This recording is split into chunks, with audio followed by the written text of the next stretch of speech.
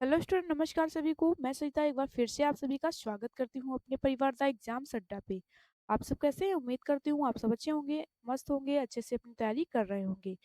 तो शुरू करते हैं आज का सेशन जिसमें हम अपना एसएससी की प्रिपरेशन कर रहे होंगे। तो चलिए स्टार्ट करते हैं आज की शानदार और प्यारी सी क्लास को लास्ट तक जरूर देखिएगा, ये आप लोगों के लिए काफी यूजफुल होने वाली है। तो स्टार्ट करते हैं। आज का पहला क्वेश्चन है, भारत और चीन के बीच कौन सी रेखा सीमा निर्धारण करती है? ऑप्शन ए हो जाएगा डुरंड रेखा, ऑप्शन बी इनमें से कोई नहीं, ऑप्शन सी हो जाएगा रेड क्लिफ रेखा, ऑप्शन डी मैकमोहन रेखा। तो आपको इन चार विकल्प में से राइट आंसर बताना है।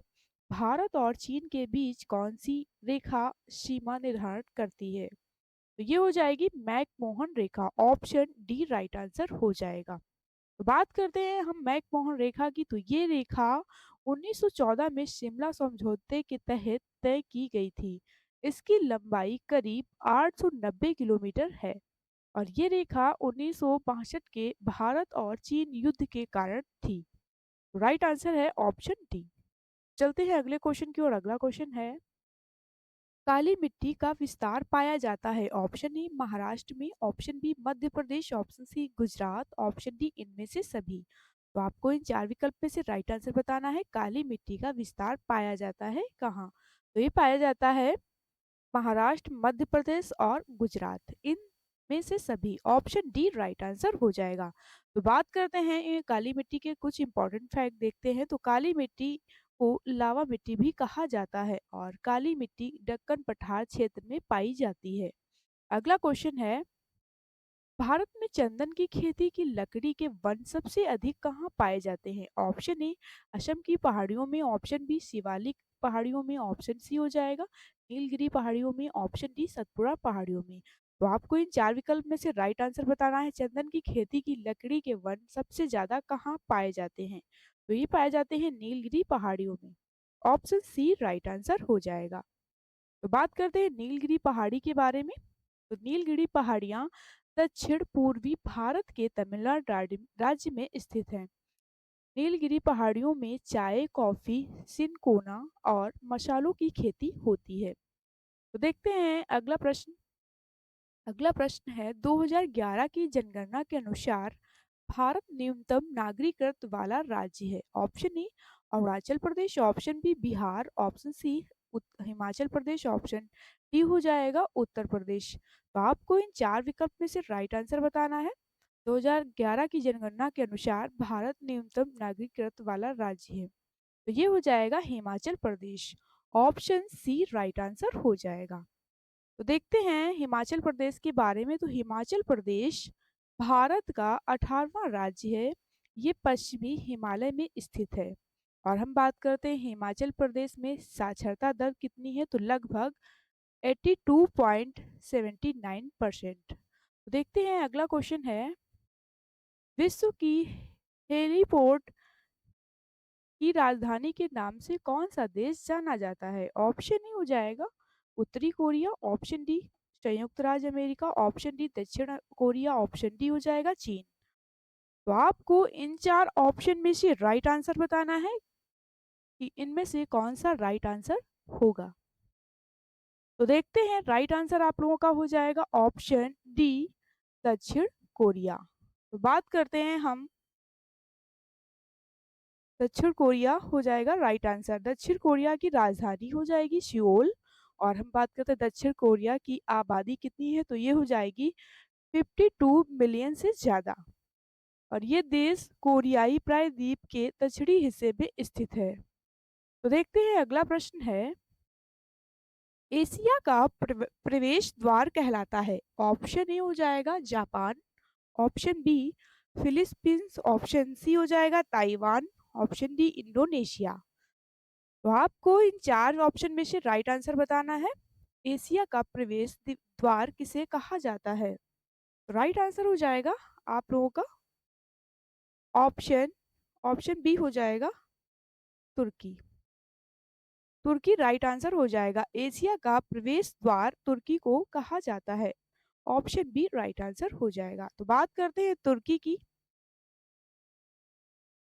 तो तुर्की के बारे में देखते हैं। तुर्की में 81 प्रांत और 57 जिले हैं और तुर्की यूरोप और एशिया महाद्वीप में फैला हुआ है। अगला प्रश्न है, कौन सा देश प्यासी भूमि का देश कहलाता है? ऑप्शन ए हो जाएगा Sudan, option B Algeria, option C मिस्र, ऑप्शन डी ऑस्ट्रेलिया। तो आपको इन चार विकल्प में से राइट आंसर बताना है, कौन सा देश प्यासी भूमि का देश कहलाता है। तो ये हो जाएगा Australia, option D right answer हो जाएगा। तो बात करते हैं ऑस्ट्रेलिया की, तो ऑस्ट्रेलिया एक शुष्क महाद्वीप है। ऑस्ट्रेलिया का रुख तिहाई हिस्सा रेगिस्तान से घिरा हुआ है।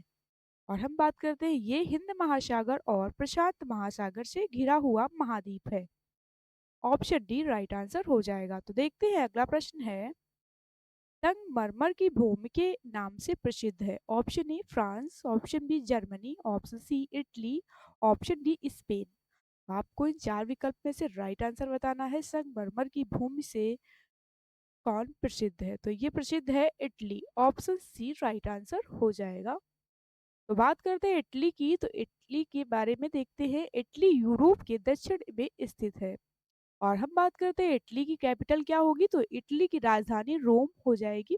इटली की मुद्रा यूरो। अगला प्रश्न है, सर्वाधिक प्रवासी जनसंख्या पाई जाती है? ऑप्शन ए अफ्रीका में, ऑप्शन सी संयुक्त राज्य अमेरिका में, ऑप्शन सी हो जाएगा यूरोप में, ऑप्शन डी इनमें से कोई नहीं। तो आपको इन चार विकल्प में से राइट आंसर बताना है, सर्वाधिक प्रवासी जनसंख्या पाई जाती है संयुक्त राज्य अमेरिका में, ऑप्शन बी राइट आंसर हो जाएगा। तो बात करते हैं संयुक्त राज्य अमेरिका की, तो ये हो जाएगा, ये इनमें 50 राज्य और एक संघीय जिला है। और संयुक्त राज्य अमेरिका की स्थापना 1 जुलाई 1776 में हुई थी। अगला प्रश्न है, दुहस्ती पावर स्टेशन निम्नलिखित में से किस नदी पर आधारित है? Option A Beas, option B Ravi नदी, ऑप्शन सी चेनाब नदी, ऑप्शन डी सतलज।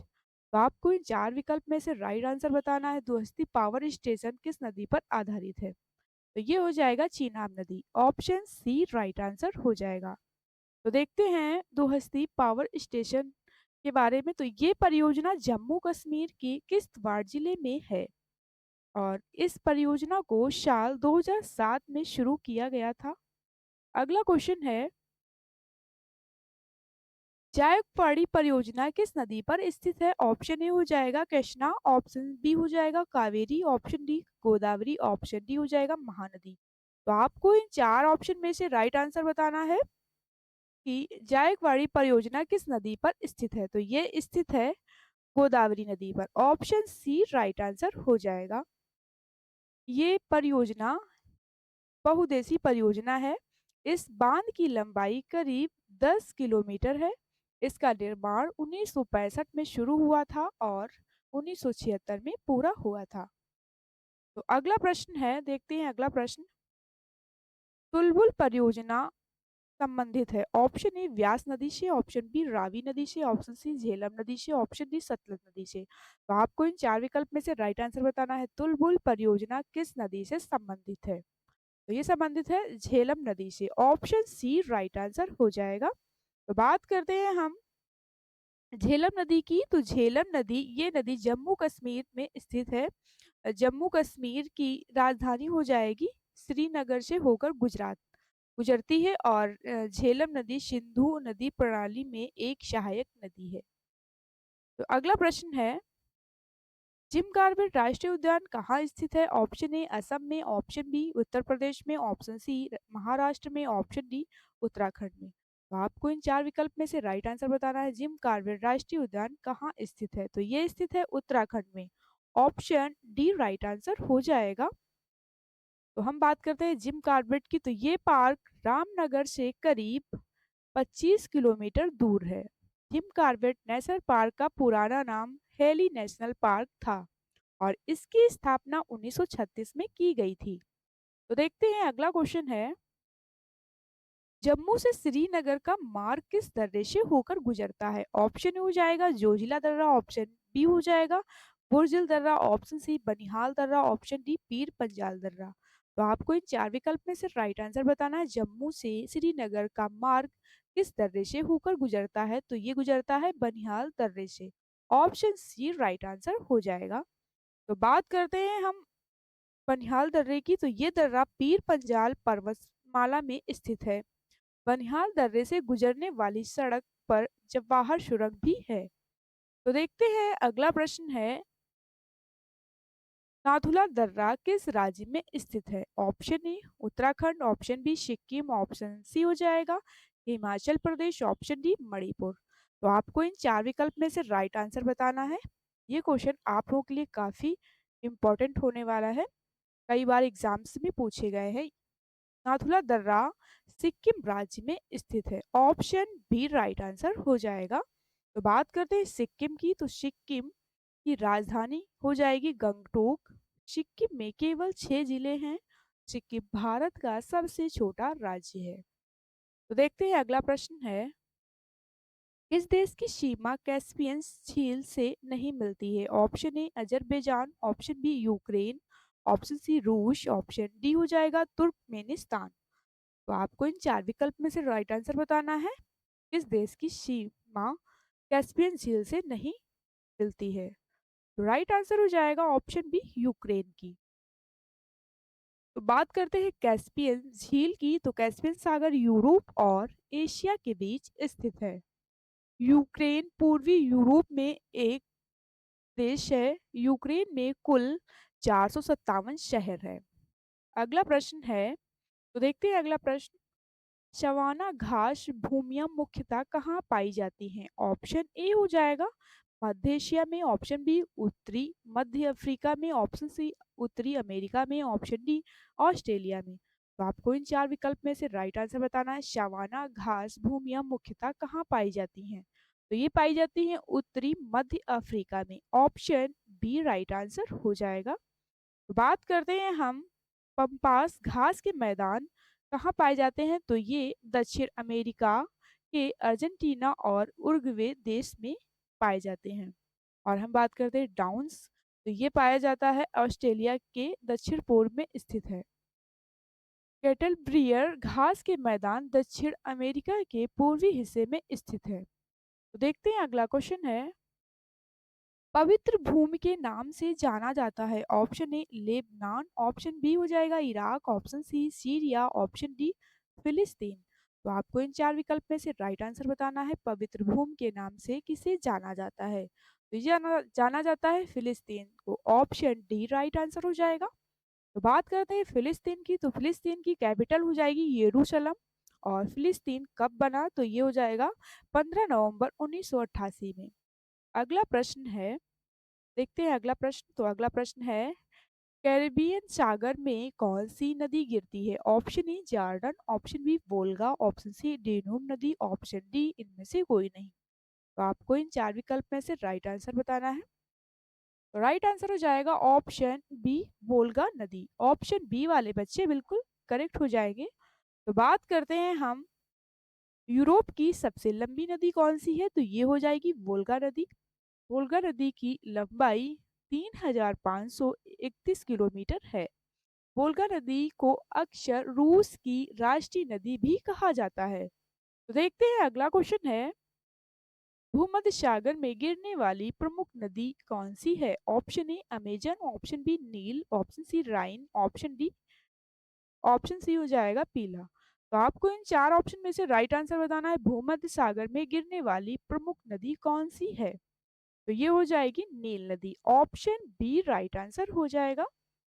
तो बात करते हैं हम भूमध्य सागर की। तो भूमध्य सागर की औसत गहराई 1500 मीटर है। और नील नदी अफ्रीका की सबसे लंबी नदी है। अगला प्रश्न है, संसार का सबसे बड़ा मरुस्थल कौन सा है? ऑप्शन ए कालाहारी मरुस्थल, ऑप्शन बी सहारा मरुस्थल, ऑप्शन सी गोबी मरुस्थल, ऑप्शन डी थार मरुस्थल। तो हम आपको इन 4 ऑप्शन में से राइट आंसर बताना है। संसार का सबसे बड़ा मरुस्थल कौन सा है? तो ये हो जाएगा गोबी मरुस्थल। ऑप्शन सी वाले बच्चे बिल्कुल करेक्ट हो जाएंगे। तो बात करते हैं हम सहारा मरुस्थल की। तो सहारा मरुस्थल में 11 देशों में फैला हुआ है। और सहारा मरुस्थल में नील नदी बहती है।